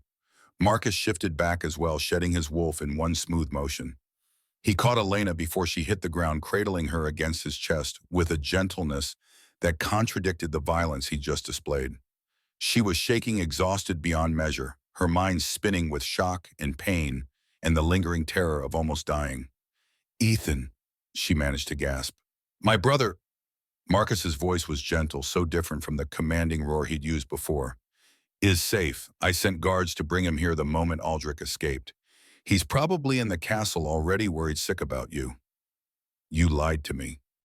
The words came out weak, but they had to be said. "I did. I'm sorry, Elena. I needed to see the truth of what was happening in my pack, and no one shows their true face to a king." His arms tightened around her slightly. "But what I felt for you, the conversations we had, the way I felt when you laughed, none of that was a lie." Elena wanted to be angry, wanted to rage at him for the deception, but exhaustion dragged at her like weights tied to her limbs, and his arms felt so safe, and she was so very tired of being afraid every moment of every day. "What happens now?" she whispered. "Now we get that cut on your throat treated. Then you rest. And when you're ready, we talk about what Aldrich said, about your bloodline, about what you are." Marcus stood, lifting her easily. "But all of that can wait. Right now, you need to heal." The pack had gathered in the courtyard, watching their AlphaKing carry an Omega toward the castle. Elena saw their faces, shock, confusion, speculation, judgment. Tomorrow, she would worry about what they thought. Tomorrow, she would deal with the implications of royal blood and mate bonds and all the impossible things that had happened in the last hour. But tonight, held secure in the arms of a king who had once been a beggar, she allowed herself to simply surrender to exhaustion and let someone else carry the weight for a while. Elena woke to softness that felt like a dream. For 3 heartbeats, she didn't remember where she was or what had happened. The bed beneath her was unlike anything she had ever experienced. Plush mattresses that cradled her body, clean linens that smelled of lavender, pillows that supported her head with gentle firmness. Warmth surrounded her from a fireplace she could hear crackling nearby. Then memory crashed back. Aldrich's knife at her throat, the forced shift that had torn through her body like lightning. Marcus's wolf, massive and terrifying, fighting to save her. The mate bond thrumming between them, even as her world fell apart. She opened her eyes to find herself in a chamber larger than the entire cabin she'd shared with Ethan. Tapestries covered stone walls depicting scenes of wolf hunts and full moons. Sunlight streamed through tall windows, suggesting it was late afternoon, which meant she'd lost hours to unconsciousness. A voice came from beside the bed, familiar and comforting. "You're awake." Elena turned her head to find Sage sitting in a chair, weathered hands busy with needlework. The old healer set aside her embroidery and leaned forward, studying Elena with those sharp blue eyes that seemed to see through all pretense. "How do you feel?" Elena's throat was dry, her voice rough. Confused. How long have I been sleeping? 3 days. Your body needed time to recover from the forced shift. Sage poured water from a pitcher into a cup, helping Elena sit up enough to drink. That kind of transformation when you're untrained and malnourished takes a tremendous toll. You're lucky you survived it without permanent damage. The water helped clear some of the fog from Elena's mind. She became aware of bandages around her throat, the lingering ache in muscles she hadn't known she possessed, and a strange new awareness humming at the edge of her consciousness, like a second heartbeat. "What is that?" she whispered, pressing a hand to her chest, where the sensation seemed strongest. "That feeling like something's pulling at me." The mate bond. Sage settled back in her chair with the calm of someone delivering expected news. "It's begun to form between you and the Alpha King. Not complete yet, not until you both accept it fully, but strong enough that you can sense each other now. You'll feel his emotions as echoes of your own know when he's near, even without seeing him." Elena's hand fell away as though burned. "No, that's not possible. I'm nobody. I'm just... You're a Silvercrest." Sage's voice was gentle but firm, allowing no argument.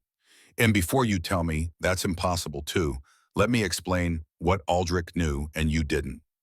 Over the next hour, Sage told Elena everything about the ancient bloodline that ran through her veins, passed down from a grandmother who had fled the territory wars and hidden among common wolves to survive. About the unique abilities that Royal Omegas possess, the capacity to command lesser wolves through force of will, to sense truth from lies, to strengthen the bonds that held packs together. About why her shift had come late, why her scent was different, why Aldrich had worked so hard to keep her weak and ignorant of her own potential. "Your power threatens people like Aldrich," Sage explained. "A true Royal Omega properly trained and bonded to an Alpha King would have the authority to question his decisions, to investigate his corruption. He couldn't allow that. So he kept you desperate and exhausted, too focused on survival to ever reach for the abilities sleeping in your blood." Elena listened with growing horror and disbelief.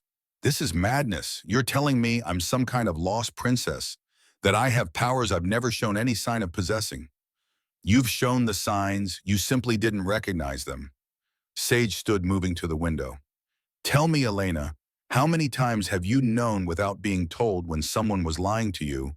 How often have you sensed danger before it arrived? When you spoke to the horses in the stable, didn't they calm under your voice in ways they didn't for others?" Elena opened her mouth to deny it, then stopped. Because it was true. She had always known when Aldrich was lying, had felt it in her bones, even when his words sounded convincing, and his expression remained sincere. She had sensed the pregnant Omega's terror in the market square before anyone spoke. And the horses in the stable had always quieted when she approached, even the most skittish ones settling under her touch. She had thought these were just coincidences, the product of careful observation and years of learning to read people for survival.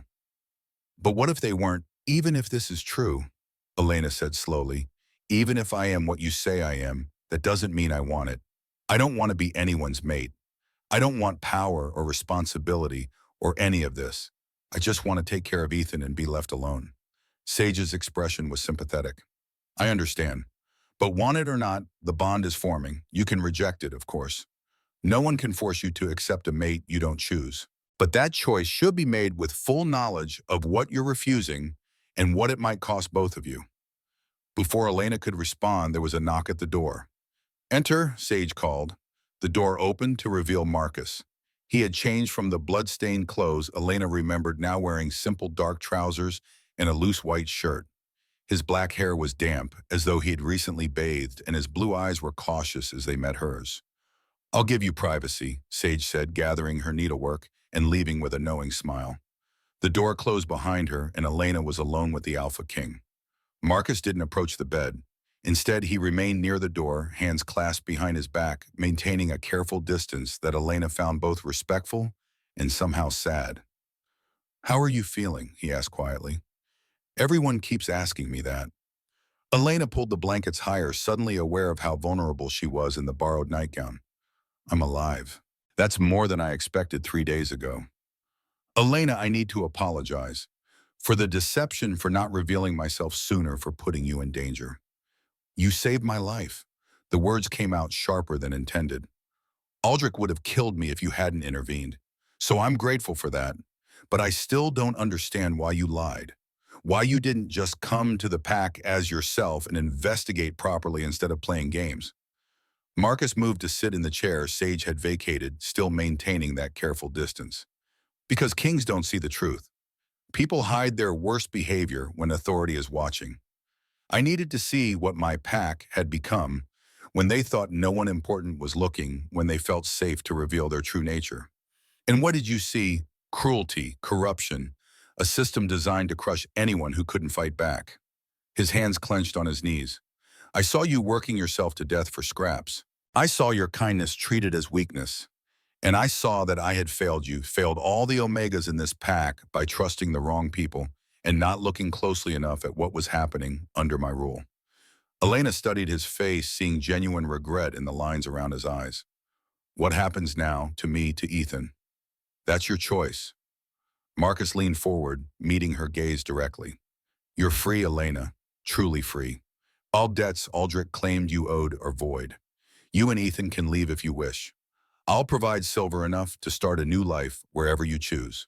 Or you can stay here in the castle while you decide what you want. No obligations, no expectations. Suspicion crept into her voice, years of abuse teaching her that nothing came without a price. Why would you do that? What do you get out of it? Nothing. This isn't a negotiation or a manipulation. Marcus's voice was steady, sincere. It's an apology. You suffered because I didn't protect you when I should have. This is the least I can do to make that right. Elena wanted to believe him. Wanted to see the gentle beggar who had accepted half a loaf of bread and made her laugh in a stable. But trust once broken was difficult to rebuild, even with the best intentions. I need time, she said finally. Time to think, to understand what all this means. The bloodline, the bond, everything. Take all the time you need. Marcus stood preparing to leave. Sage will help you with whatever you require. Your brother is in the adjoining chamber, by the way. He's been worried sick about you, reading every medical text in the castle library, trying to understand what happened. Ethan is here. Elena sat up straighter. Is he? He's fine. Better than fine, actually. Marcus's expression softened. The castle steward has been keeping him occupied with books from the royal library. I think your brother has read more in 3 days than most scholars manage in a month. He's brilliant, Elena. Given proper resources and education, he could accomplish extraordinary things. Despite everything, Elena felt a smile tug at her lips. That sounded exactly like Ethan. Marcus moved toward the door, then paused. Elena, the conversations we had in the stable, the stories I told you, the way I felt when you laughed, none of that was part of the disguise. That was real. I need you to know that. He left before she could respond, the door closing softly behind him. Elena sat in the quiet room, her mind spinning. After a moment, she called out, Ethan! The door to the adjoining chamber burst open and her brother rushed in. At 16, Ethan was tall and gangly, all long limbs and earnest eyes. He threw his arms around Elena, careful of her injuries, and buried his face against her shoulder. I thought I'd lost you, he whispered. When the guards came and said Aldrich had taken you, I thought, I'm here. I'm safe. Elena held him tight, breathing in the familiar scent of her little brother. We're both safe. They stayed like that for a long time, two orphans who had survived impossible odds, anchored to each other in a world that had tried its best to destroy them. 6 weeks passed in strange comfort that Elena struggled to accept as real. She remained in the royal chambers, accepting medical treatment that healed her wounds and restored color to her pale cheeks. She ate 3 meals a day, real meals with meat and vegetables and fresh bread, and felt strength returning to muscles that had been weakened by years of malnutrition. Ethan was deliriously happy. He had been given access to the castle library and spent hours poring over books about pack history, shifter lore, and ancient bloodlines. At night, he would come to Elena's chambers and read aloud to her, sharing discoveries with infectious enthusiasm that made her heart ache with love. And every day Marcus visited. He never stayed long, never pushed for more than Elena was willing to give. Sometimes they talked about neutral topics, the weather, the castle renovations, news from other packs. Other times they sat in comfortable silence, Marcus in his chair by the window, while Elena embroidered or read books Ethan had recommended. Slowly, carefully, Elena began to recognize the man beneath the crown. He had the same dry humor as Thomas the Beggar, the same patient listening, the same careful respect for boundaries. When she laughed at one of his stories, his eyes lit up with the same quiet joy she remembered from the stable. In the third week, Sage began training Elena to control her shift.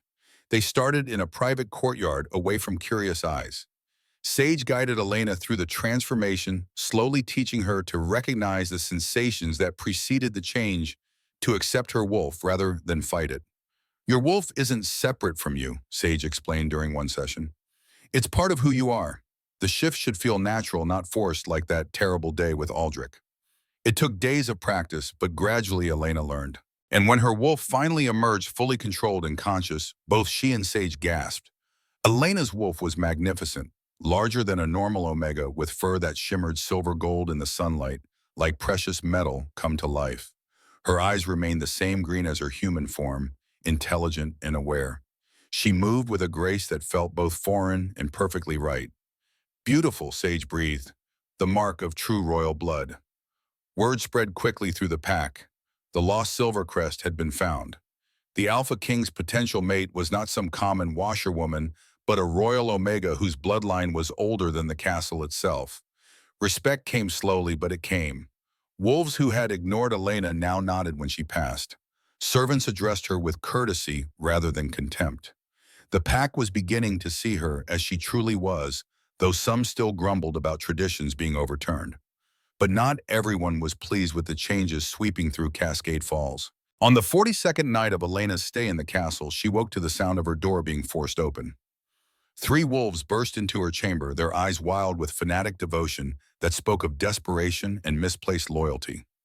Elena recognized one of them, a guard named Rodriguez, who had served under Aldrich's command, who had been at that market square collecting impossible taxes from starving omegas. He snarled, shifting mid-leap. "For our true beta!" Elena rolled from the bed, her training with Sage kicking in automatically. She shifted as she moved her silver gold wolf, emerging with fluid grace that would have been impossible 6 weeks ago. The attackers had expected an easy target, a weak Omega still learning to use her abilities. They found a royal Omega who had finally learned to fight. Elena's jaws closed on the first attacker's leg, her weight and momentum sending him crashing into the wall with a satisfying thud.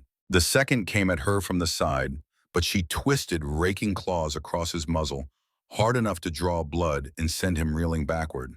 The third was larger, more experienced. He pinned her against the bed teeth, snapping toward her throat in a killing blow. Elena fought desperately, but he was stronger, heavier, and she could feel her strength beginning to fail. Then the door exploded inward. Marcus's massive black wolf crashed into the room with terrifying speed. The bond between them had warned him of Elena's danger, pulling him from sleep with urgent clarity that left no room for doubt. He grabbed the wolf attacking Elena and threw him across the room with casual strength that spoke of barely restrained fury. The other two attackers tried to flee, but Marcus was faster. Within seconds, all three lay subdued, whimpering in submission before their Alpha King's overwhelming dominance. Guards poured into the chamber, alerted by the commotion. They dragged the attackers away, while Marcus shifted back to human form, his eyes blazing with protective fury that made him look almost dangerous despite standing there in only sleep pants. "Are you hurt?" he demanded, moving to Elena's side. She had shifted back as well. Breathing hard, adrenaline still coursing through her veins, making her hands shake. Blood trickled from a shallow cut on her shoulder, but otherwise she was unharmed. "I'm fine. I fought them." Wonder filled her voice. "I actually fought them and won." "You did more than fight. You held your own against 3 trained wolves." Marcus reached out hesitantly, his fingers brushing the cut on her shoulder. "But you're bleeding. Let me—" Elena grabbed his hand before he could pull away. The bond between them flared at the contact, warm and insistent, no longer something she could pretend didn't exist. She had been so afraid of it, so certain it was another form of control, another way for someone stronger to claim ownership of her choices. But in this moment, with fear and triumph and gratitude swirling through her, it felt like connection rather than cage. Like having someone who would come running when she needed them, who would fight beside her rather than for her. "Thank you," she whispered, "for coming, for saving me again." Marcus's voice was rough with emotion. "I'll always come when you need me." They stood there in the chaos of her destroyed chamber hands, clasped the mate bond pulsing between them, with possibilities neither had fully acknowledged until this moment. Elena, who had spent years believing she would never trust anyone again, felt something shift inside her chest. Not complete trust, not yet, but the beginning of it fragile and precious. She stepped forward, closing the distance between them. Marcus went very still, hardly daring to breathe. Elena rose on her toes and pressed her lips to his. The kiss was brief, chaste, nothing like the passionate claiming described in old stories about mates finding each other. But it was real and it was her choice, and it meant everything because of that. When she pulled back, Marcus's eyes were wide with wonder. "What was that for?" Elena replied softly, meaning every word. "For being someone worth trusting, even when I was afraid to believe it." 3 months after that kiss, spring arrived in Cascade Falls with warmth that thawed snow from the castle ramparts and coaxed wildflowers from the meadows beyond the walls. But the real transformation wasn't in the weather, it was in the pack itself. Elena stood at the window of the chambers she now shared with Marcus, watching morning activity in the courtyard below. A group of young Omegas practiced shifting under Sage's watchful supervision, their movements growing more confident with each transformation. Near the stables, Ethan sat at a desk that had been set up specifically for him, his quill moving rapidly across parchment as he documented the new laws being implemented across the territories. Marcus's voice came from behind her, rough with sleep. "You're up early." Elena turned to find her mate propped up on one elbow in bed, dark hair, tousled, blue eyes soft with affection. Even after 3 months, the sight of him like this, unguarded and peaceful, still made her breath catch. "I couldn't sleep," she admitted, moving back to sit on the edge of the bed. "Too much to think about. The ceremony tonight, everything that's changed." His hand found hers, fingers intertwining naturally. "It's been 3 months, Elena.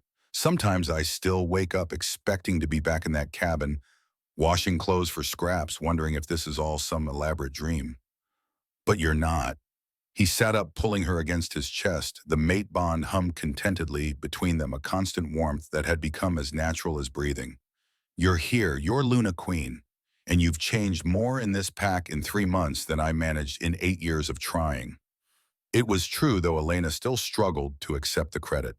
The Omega protection laws had been her first priority, worked out in late-night strategy sessions with Marcus and Sage. Working with a council of reformed elders, she had abolished the debt servitude system entirely, then gone further.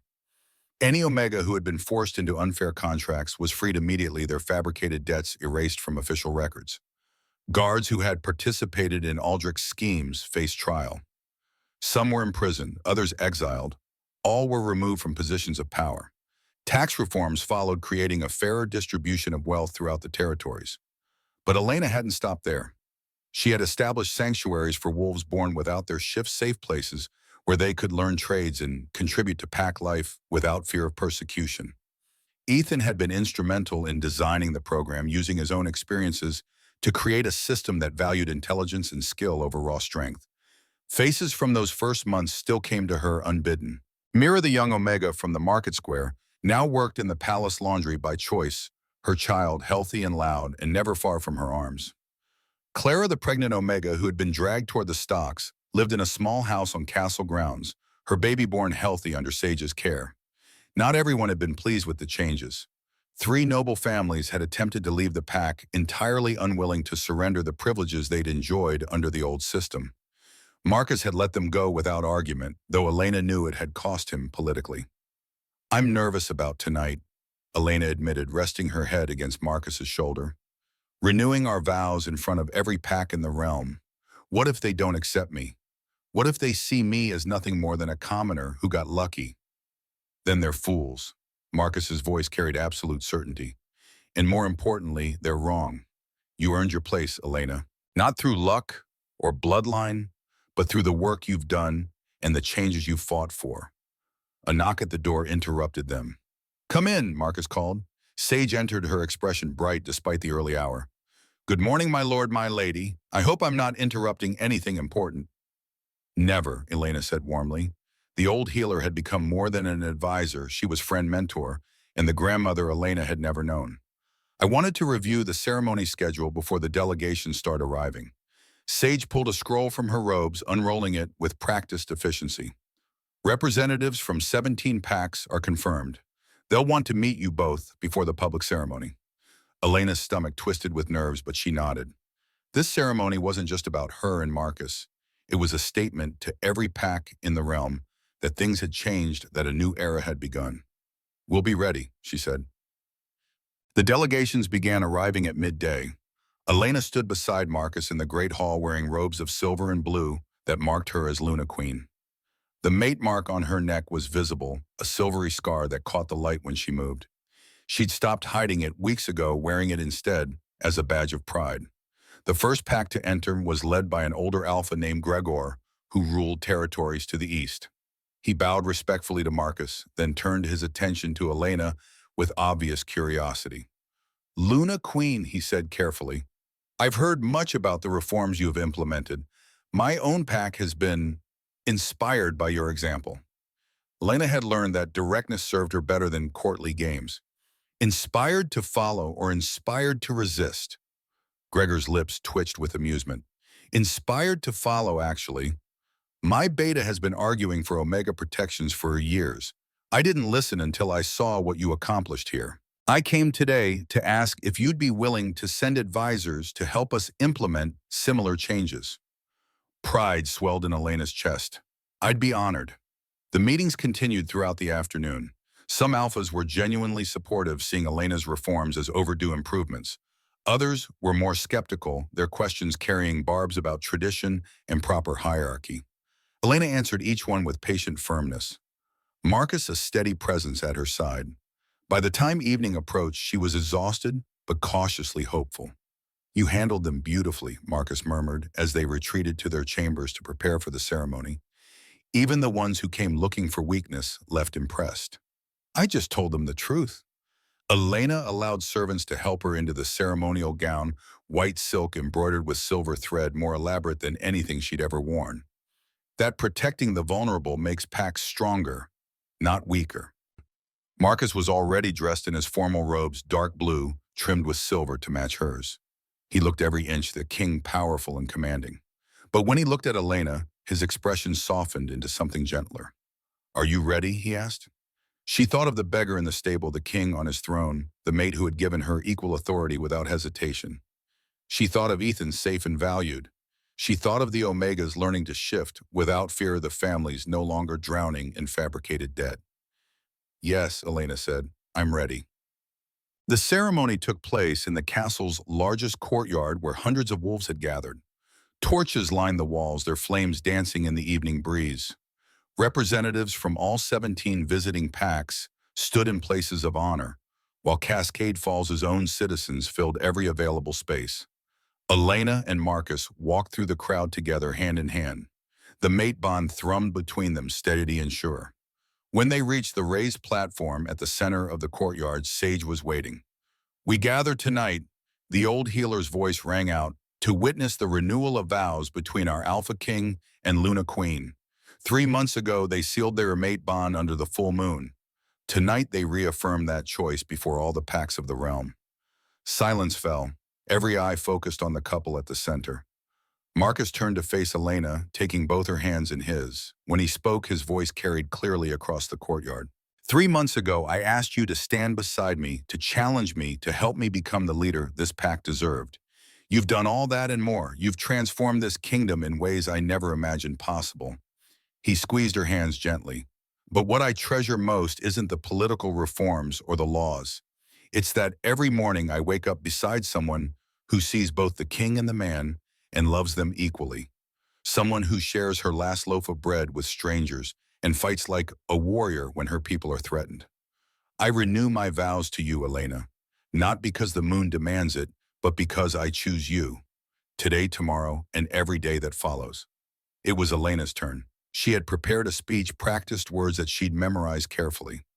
But standing here feeling the weight of hundreds of gazes and the warmth of her mate's hands, those prepared words fled. Instead, she spoke from her heart.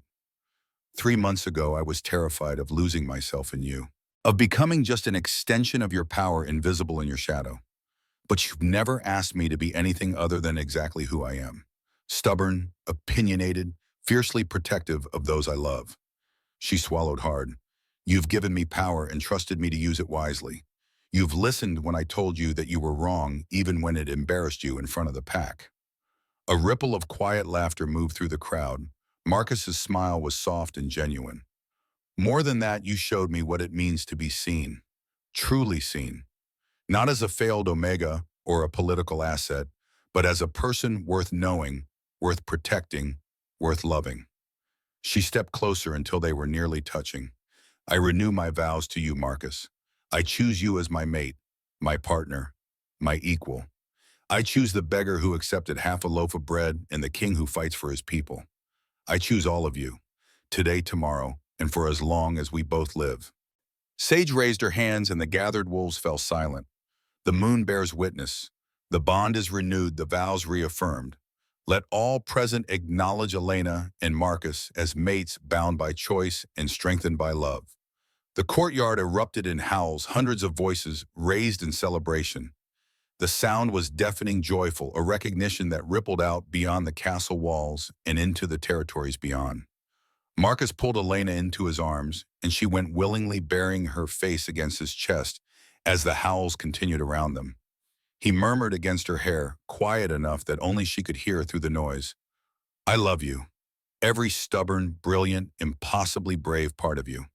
She whispered back, "I love you too, even when you are infuriatingly right about things." He laughed, and the sound vibrated through the mate bond, warm and bright. The celebration continued long into the night, but Elena and Marcus eventually slipped away to the castle ramparts, seeking a moment of quiet. They stood side by side, looking out over the territories spread before them. Moonlight painted everything silver, the village below the forest, beyond the distant mountains, marking the pack's boundaries. Elena placed hand over her stomach, still flat, but she knew. Had known for days before Sage confirmed it that morning. "I have something to tell you," she said softly. Marcus turned to her, concern flickering across his face. "What is it?" She placed his hand over her stomach, holding it there. "I saw Sage this morning." She confirmed what I suspected. His eyes widened as understanding dawned. "You're pregnant. With twins. Sage says she can sense two distinct heartbeats already." For a moment, Marcus simply stared at her. Then he dropped to his knees, pressing his forehead against her stomach, his shoulders shaking. "Marcus!" Elena's hands found his hair, worried. "Are you—" "I'm happy. So happy I can barely breathe." Relief flooded through her. "I wasn't sure how you'd feel. It's so soon and there's still so much work to do." He stood framing her face with his hands. "It's perfect. You're perfect. Our children will be so loved, so protected. They'll grow up in a kingdom that values compassion over cruelty, that sees strength in kindness." Tears finally spilled down Elena's cheeks. "They'll grow up with a father who's brave enough to disguise himself as a beggar to find the truth, and a mother who was foolish enough to share her last meal with a stranger." Marcus wiped her tears with his thumbs. "Not foolish. Wise. The wisest decision either of us ever made." They stood together on the ramparts, two wolves who had found each other in the darkest circumstances and built something better than either had dreamed possible. Below them, the pack celebrated. Above them, the moon shone bright and full, and in that moment, held safe in her mate's arms with new life growing beneath her heart, Elena finally understood what it meant to be home. Not a place, not a title, not even a pack. Home was the warmth of Marcus's embrace, the sound of Ethan's laughter echoing from the library below, the knowledge that she had fought for changes that would protect generations to come. Home was choosing and being chosen, loving and being loved, building a future where no one would have to share their last loaf of bread out of desperation, only kindness. And as the celebrations continued into the night, as representatives from distant packs pledged their support for the reforms as a new era dawned across the Pacific Northwest territories, Elena allowed herself to believe in happy endings after all. Not because fairy tales promised them, but because she and Marcus had fought for theirs, one difficult choice at a time. Marcus's hand rested protectively over their growing children. What kind of world will they grow up in? Our twins. A better one than we inherited because of us. Elena leaned back against him. I want them to grow up never knowing the fear I lived with.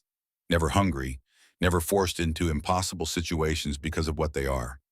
I want them to see strength as something that protects rather than dominates. I want them to have choices, Real choices, not survival versus death. Elena smiled. I want them to hear the story of how we met, how their father disguised himself as a beggar to find truth, how their mother shared her last loaf of bread with a stranger. And I want them to understand that kindness isn't weakness.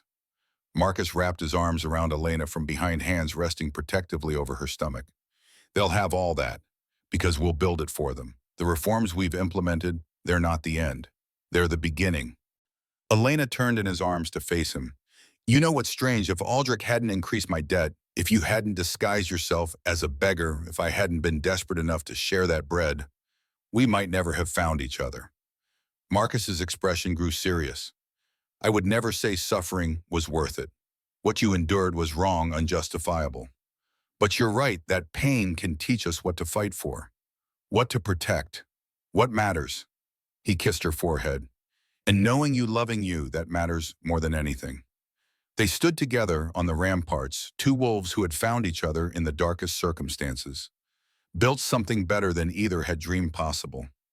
Below them, the pack celebrated their Luna Queen and Alpha King. Above them, the moon shone bright in full blessing, a couple who chose partnership over dominance, kindness over cruelty, love over power. Inside Elena, new life grew, twins who would inherit a kingdom transformed by their parents' courage and compassion. Elena looked up at Marcus, eyes bright with hope and determination and love. Ready to face tomorrow, there will be more challenges, more nobles resisting change, more work to do. Marcus smiled. Together, always together. She rested her head against his chest, listening to the heartbeat that now matched her own through the mate bond. Then bring on tomorrow. We'll face it the same way we faced everything else. How's that? With courage, with compassion, and with absolute certainty that protecting each other, protecting our pack, protecting those who can't protect themselves, that's what makes us strong. They kissed as the moon shone down, two silhouettes against the moonlight. Two wolves bound by choice, building a legacy that would echo through generations. A beggar king who sought truth. An Omega queen who shared her last bread with a stranger. And the kingdom they rebuilt together, one act of kindness at a time.